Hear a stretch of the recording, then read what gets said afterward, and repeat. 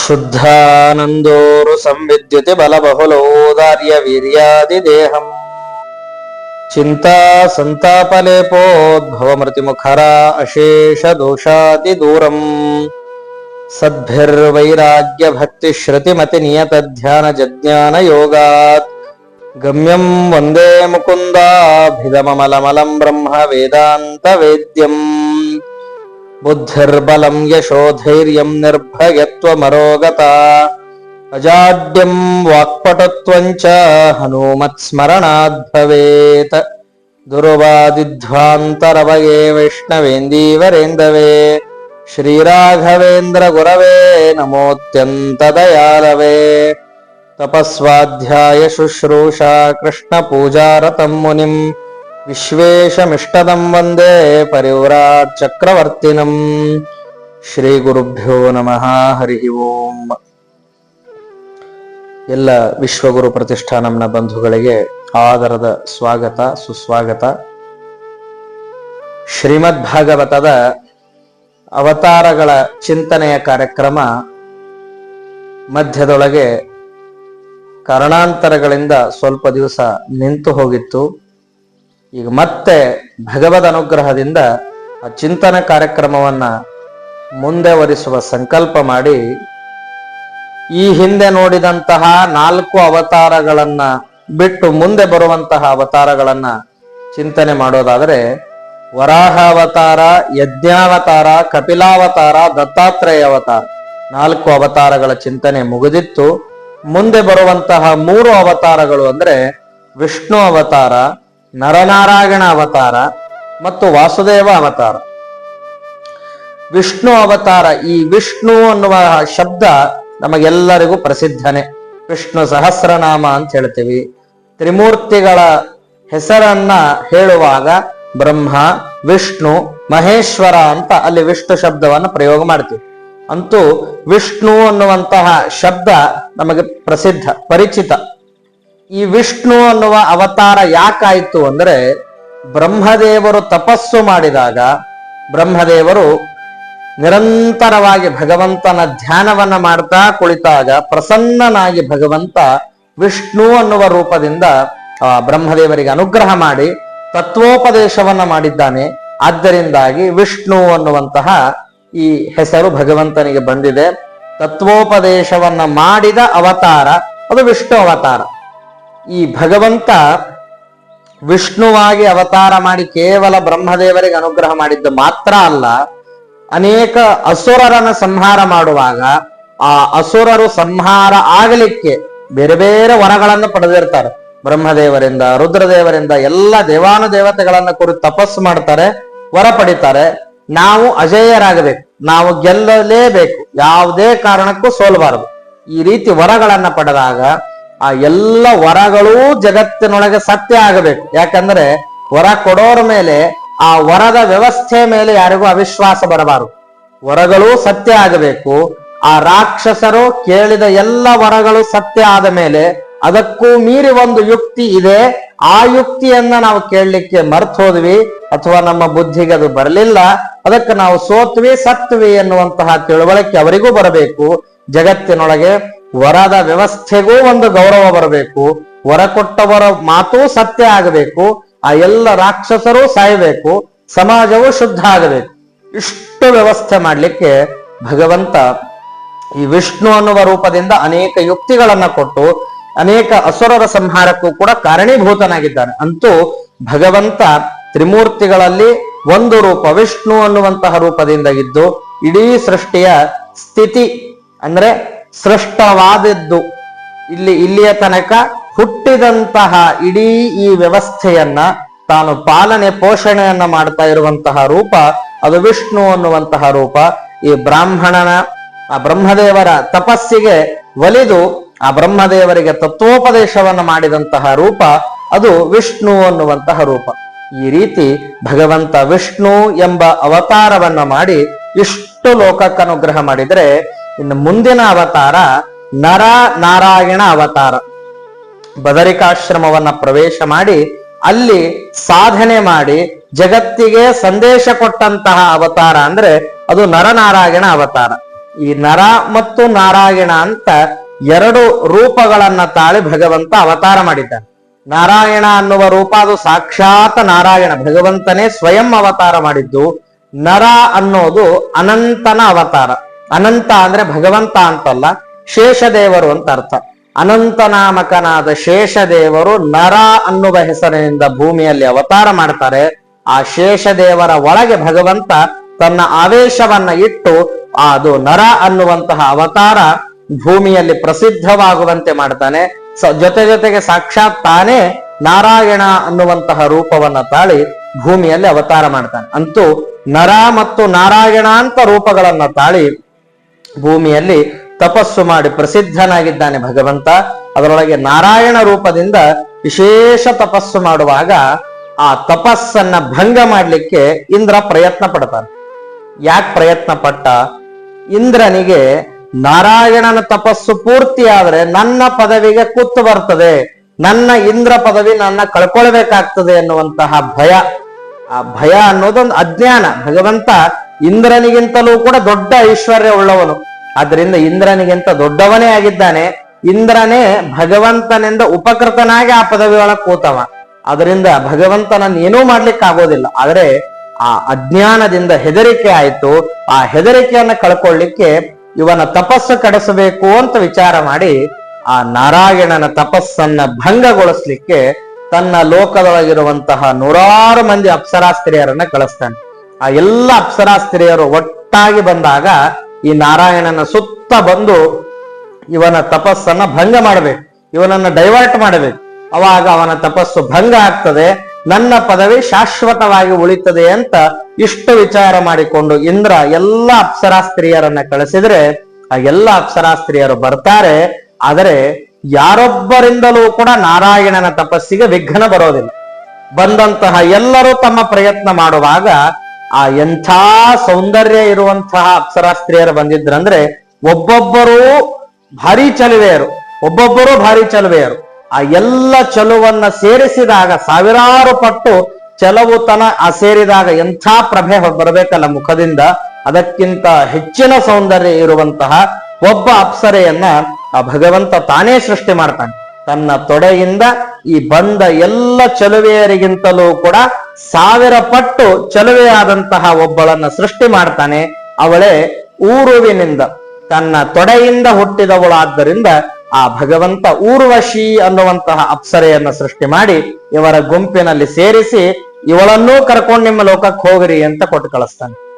ಆ ಬಂದಂತಹ ಎಲ್ಲ ಅಪ್ಸರಾಸ್ತ್ರೀಯರು ತಮ್ಮ ಕಾರ್ಯವನ್ನ ಸಾಧಿಸ್ಲಿಕ್ಕಾಗ್ಲಿಲ್ಲ. ಹೊರತು ಆ ಊರ್ವಶಿಯನ್ನು ಸೇರಿಸಿಕೊಂಡು ತಮ್ಮ ಲೋಕಕ್ಕೆ ಹೋಗ್ಬೇಕಾಯ್ತು. ಇಂದ್ರನ ಹತ್ರ ಬಂದ್ರು. ಇದರಿಂದ ಭಗವಂತ ಏನ್ ತಿಳಿಸಿದ?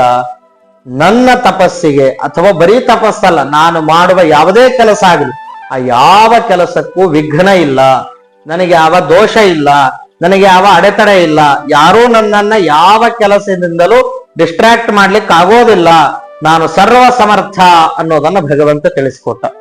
ಇದರಿಂದ ಲೋಕದೊಳಗೆ ಬೇರೆಯವರಿಗೂ ಮತ್ತು ಭಗವಂತನಿಗೂ ಇರುವ ವ್ಯತ್ಯಾಸ ಏನು ಅಂತ ನಾವು ಸ್ಪಷ್ಟವಾಗಿ ತಿಳಿಲಿಕ್ಕೆ ಸಾಧ್ಯ. ರುದ್ರದೇವರು ತಪಸ್ಸು ಮಾಡಿದ್ದಾರೆ, ವಿಶ್ವಾಮಿತ್ರರು ತಪಸ್ಸು ಮಾಡಿದ್ದಾರೆ. ಇವರಿಬ್ಬರ ಪ್ರಸಂಗ ನೋಡಿದ್ರೆ ಏನಿದೆ? ರುದ್ರದೇವರು ತಪಸ್ಸು ಮಾಡ್ಲಿಕ್ಕೆ ಕೂತಾಗ ಅವರ ತಪಸ್ಸನ್ನ ಕೆಡಿಸ್ಲಿಕ್ಕೆ ಅಂತ ಮನ್ಮಥ ಬಂದ. ಕಾಮ ಮನ್ಮಥನ ಬಂದಾಗ ಆ ಮನ್ಮಥನಿಗೆ ರುದ್ರದೇವರು ಬಲಿಯಾಗಲಿಲ್ಲ. ಕಾಮ ಗೆದ್ದವರಾದರು ರುದ್ರದೇವರು. ಆದರೆ ಮನ್ಮಥ ಬಂದು ತೊಂದರೆ ಕೊಟ್ಟನಲ್ಲ, ಆ ಕಾಮವನ್ನ ಗೆದ್ದು ಕ್ರೋಧಕ್ಕೆ ಬಲಿಯಾಗಿ 3ನೇ ಕಣ್ಣನ್ನ ತೆಗೆದು ಬೆಂಕಿಯಿಂದ ಅವನನ್ನು ಸುಟ್ಟು ಹಾಕಿದ್ರು. ಕಾಮ ಗೆದ್ರು, ಕ್ರೋಧವನ್ನ ಗೆಲ್ಲಿಕ್ಕಾಗ್ಲಿಲ್ಲ. ರುದ್ರದೇವರು ಸಿಟ್ಟಾಗಿ ತಾವು ಮನ್ಮಥನನ್ನ ಕೊಂದ್ರು. ವಿಶ್ವಾಮಿತ್ರರು ಮೇನಕ್ಕೆ ಬಂದಾಗ ಆ ಮೇನಕ್ಕೆ ಆ ಇಡೀ ತಪಸ್ಸನ್ನ ಕೆಡಿಸಬೇಕು ಅಂತ ಅನ್ಕೊಂಡಾಗ ಅಲ್ಲಿ ಅವರು ಮೇನಕೆಗೆ ಮೋಸ ಹೋಗಿಬಿಟ್ರು. ಎಚ್ಚರಗೊಂಡು ಮತ್ತೆ ಪಶ್ಚಾತ್ತಾಪ ಪಟ್ಟು ತಪಸ್ಸಿಗೆ ಕೂತ್ರು. ಇನ್ನೊಮ್ಮೆ ತಪಸ್ಸಿಗೆ ಕೂತಾಗ ರಂಭೆ ಬರ್ತಾಳೆ. ಆ ರಂಭೆ ಬಂದಾಗ ಅವಾಗ ಸಿಟ್ಟಾಗ್ತಾರೆ. ಮೊದಲಿಗೆ ಕಾಮಕ್ಕೆ ವಶರಾದ್ರು, ಆಮೇಲೆ ಕ್ರೋಧಕ್ಕೆ ವಶರಾದ್ರು. ಆದ್ರೆ ಭಗವಂತ ಕಾಮಕ್ಕೂ ವಶನಾಗ್ಲಿಲ್ಲ, ಕ್ರೋಧಕ್ಕೂ ವಶನಾಗ್ಲಿಲ್ಲ. ಅಂದ್ರೆ ಯಾವ ಅರಿಷಡ್ವರ್ಗಗಳ ಸಂಬಂಧ ನನಗಿಲ್ಲ, ನಾನು ದೋಷ ದೂರ ಗುಣಪೂರ್ಣ ಅನ್ನೋದನ್ನ ತಿಳಿಸಿಕೊಟ್ಟ. ವಸ್ತುತಃ ಈ ನಾರಾಯಣ ಅನ್ನುವ ಶಬ್ದನೇ ಆ ಅರ್ಥವನ್ನ ಹೇಳ್ತದೆ.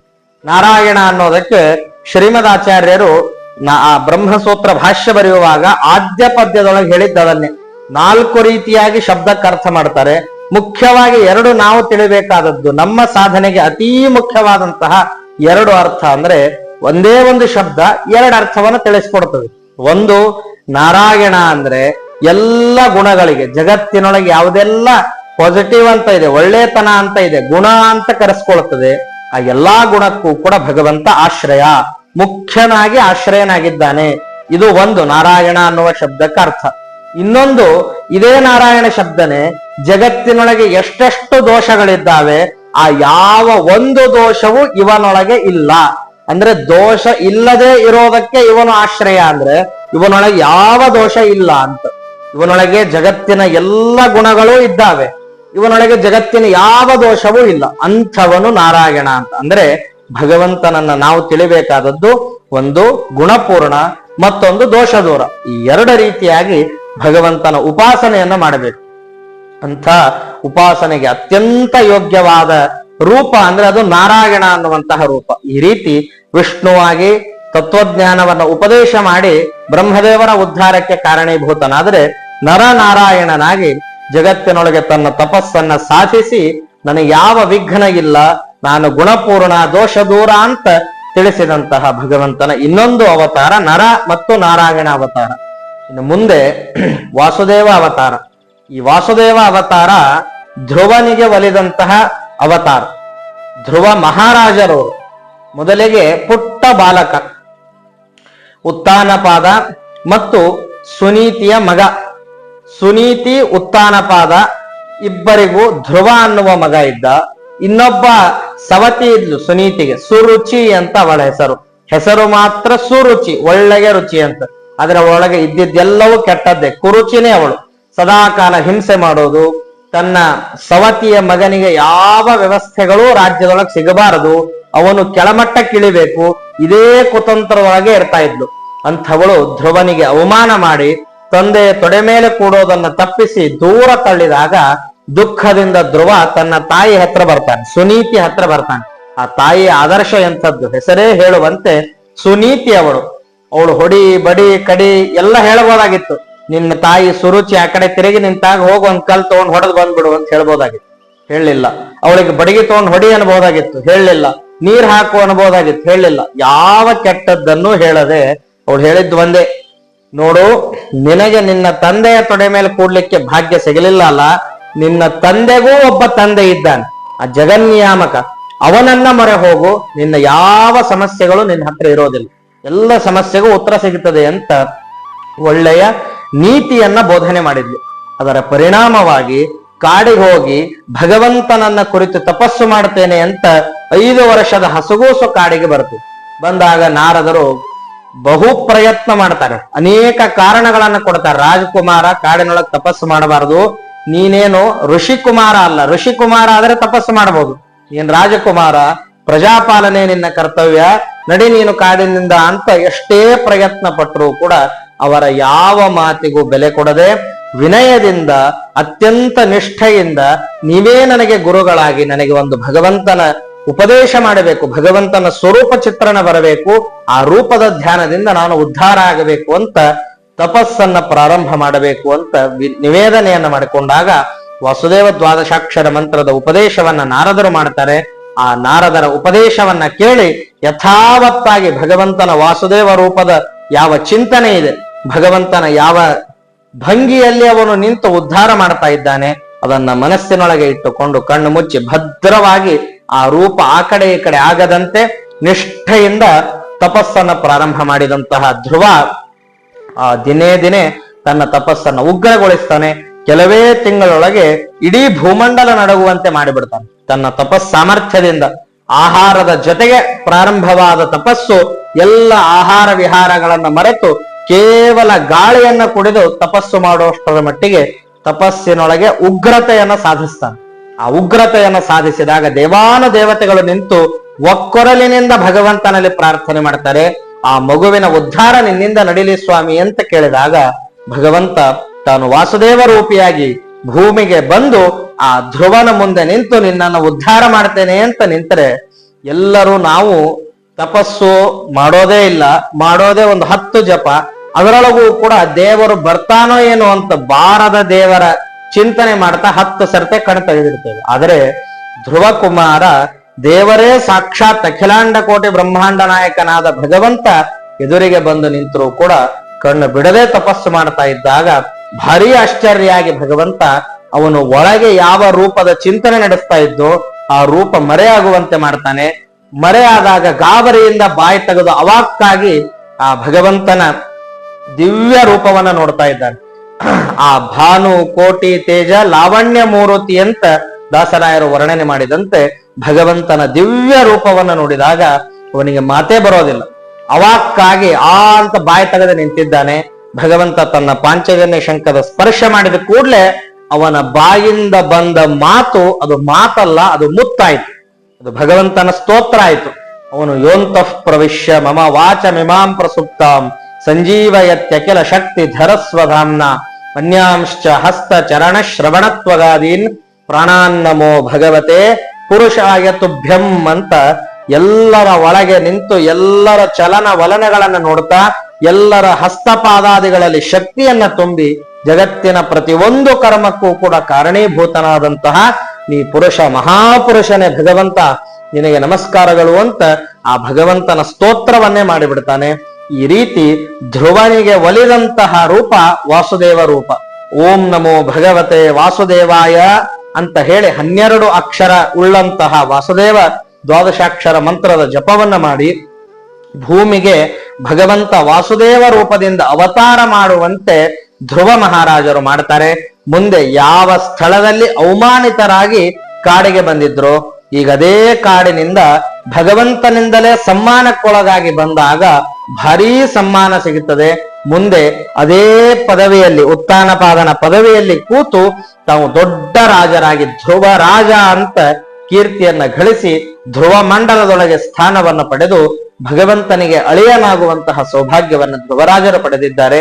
ಇಂಥ ಧ್ರುವನಿಗೆ ಒಲಿದಂತಹ ವಾಸುದೇವ ರೂಪ ಭೂಮಿಯಲ್ಲಿ ನರನಾರಾಯಣನಾಗಿ ಬಂದು ತಪಸ್ಸನ್ನ ಮಾಡಿ ನಾನು ಸರ್ವೋತ್ತಮ ಅಂತ ತಿಳಿಸಿದಂತಹ ನರನಾರಾಯಣ ರೂಪ, ಬ್ರಹ್ಮದೇವರಿಗೆ ತತ್ವೋಪದೇಶವನ್ನ ಮಾಡಿ ಜಗತ್ತಿನ ತುಂಬ ತತ್ವಜ್ಞಾನದ ಬೆಳಕನ್ನ ಚೆಲ್ಲಿದಂತಹ ವಿಷ್ಣು ಎಂಬಂತಹ ರೂಪ, ಈ ಎಲ್ಲ ರೂಪಗಳು ಕೂಡ ನಮ್ಮೆಲ್ಲರನ್ನು ಕೂಡ ಅಜ್ಞಾನ ಕಳೆದು ಸುಜ್ಞಾನ ಕೊಟ್ಟು ಸನ್ಮಾರ್ಗದಲ್ಲಿ ನಡೆಸಲಿ ಅಂತ ಪ್ರಾರ್ಥನೆ ಮಾಡ್ತಾ 2 ಮಾತುಗಳನ್ನ ಅಸ್ಮದ್ ಗುರುವಂತರ್ಗತ ಭಾರತೀಯ ರಮಣ ಮುಖ್ಯ ಪ್ರಾಣ ಅಂತರ್ಗತ ಶ್ರೀ ಕೃಷ್ಣ ಅರ್ಪಿತಮಸ್ತು.